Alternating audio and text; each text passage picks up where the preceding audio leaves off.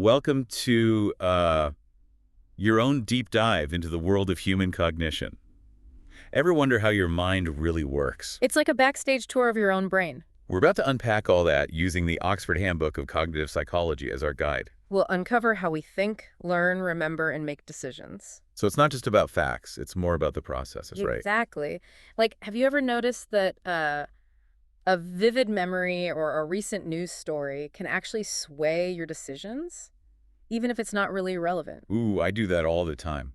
Like if I see a car accident on a certain highway, I suddenly feel like that road is super dangerous, even though I drive it all the time. That's the availability heuristic. We tend to overestimate things that we can easily remember. Okay, so our brains are trying to be efficient, but sometimes they trip us up. Yeah, with these mental shortcuts. What else should we watch out for?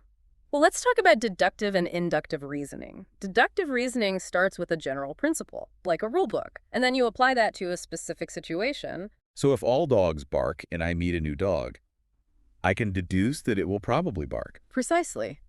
Inductive reasoning works the other way around. It starts with specific observations, and then you form a general conclusion. Like if you see a few red apples and they're all sweet, Hmm. you might induce that all red apples are sweet, Right. but that might not always be true. That's right. Maybe there are some tart red apples out there. It It's- seems like our brains are constantly making these leaps in logic. And that's why it's so important to understand cognitive biases. These biases are like systematic errors in our thinking. So like glitches in the system. Yeah, you could say that. They're often helpful.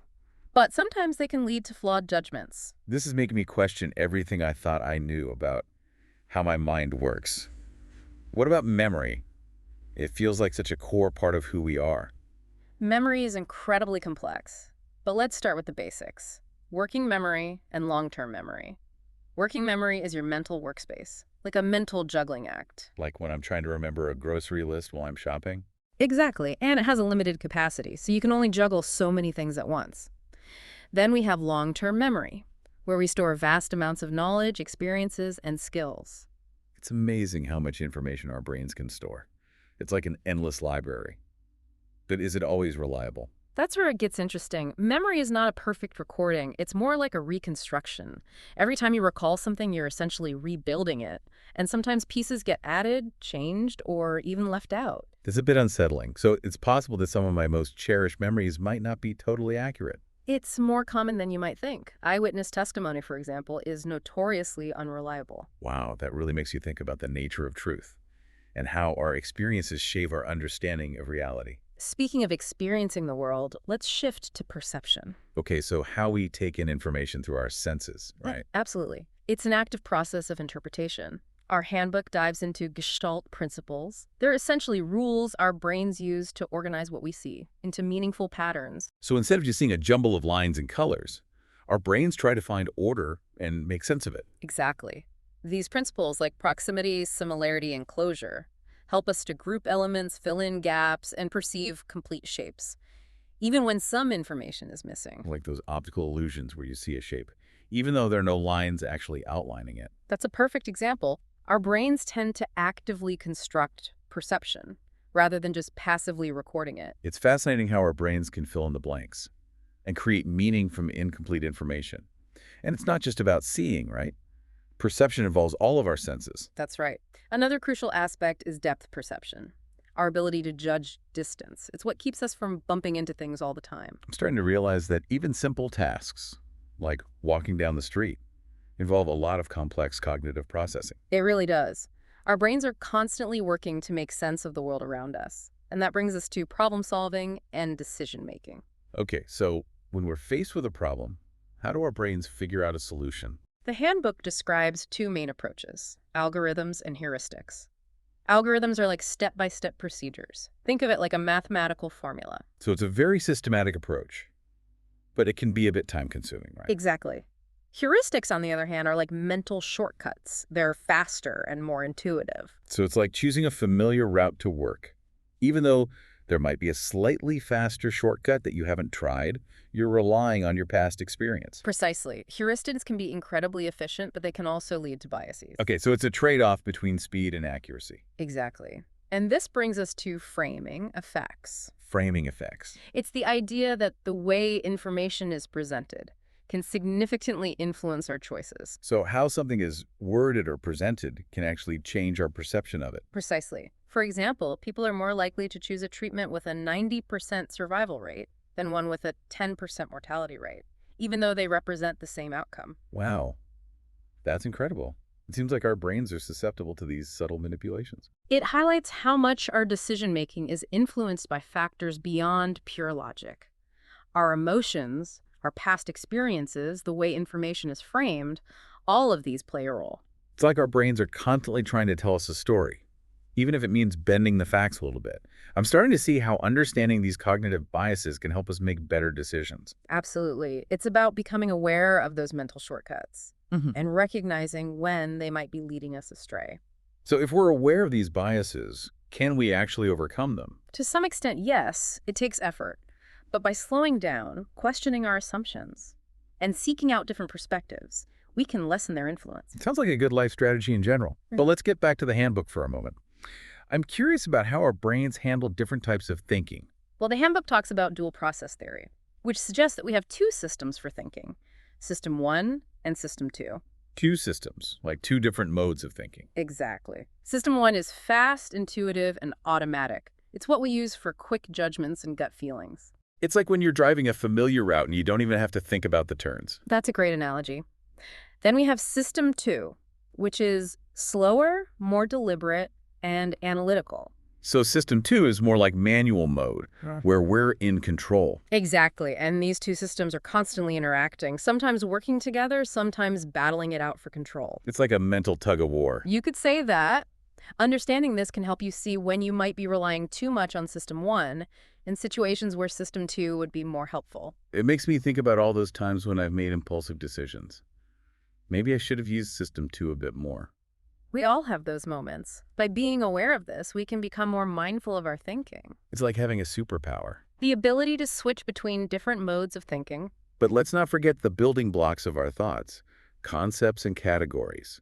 How do our brains organize all that information? That's a fundamental question. Concepts are mental representations of categories. They help us make sense of the world. So instead of thinking about every single apple as unique, my brain just have one concept of apple. Exactly.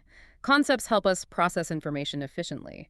One theory is the prototype theory, which suggests that we form concepts based on an average or typical example. So when I think of bird, I might picture a robin rather than a penguin. That's right. We tend to judge new instances based on how well they match that prototype. It's fascinating how our brains create these shortcuts. But I imagine these categories aren't always so clear-cut. Absolutely. The classic example is a tomato a fruit or a vegetable? It depends on how you're categorizing things. This is making me realize how much our experiences shape how we see the world. And that subjectivity plays a big role in language. It's the tool we use to communicate all these things. And it's amazing how easily we learn language, especially as children. There's definitely a mix of innate abilities and environmental input. The handbook mentions Noam Chomsky's work on universal grammar. He proposes that all human languages share some underlying principles. So there's like a blueprint for language in our brains. That's the idea. It's caused a lot of research, trying to figure out how much of language is hardwired versus learned. It makes me wonder if our ability to think is tied to language. That's a question philosophers have been debating for centuries. It's like the chicken or the egg dilemma. Exactly. The Sapir-Whorf hypothesis suggests that the language we speak influences how we see the world. So if your language doesn't have a word for a certain concept, does that mean you're less likely to even perceive it? It really makes you think about how language, thought, and perception are all connected. I feel like we're only scratching the surface. That's the beauty of it. The more we learn, the more we realize how complex our minds are. Speaking of complexity, let's talk about consciousness, that awareness of ourselves and the world. It feels like the most difficult part of human cognition to understand. Consciousness is a mystery. It's hard to define, and even harder to explain. It's like trying to understand what it means to be human. Exactly. And despite all the research, it's still a huge puzzle. But cognitive psychologists are exploring it from all angles. I wonder if we'll ever truly understand it. That's a question for the ages.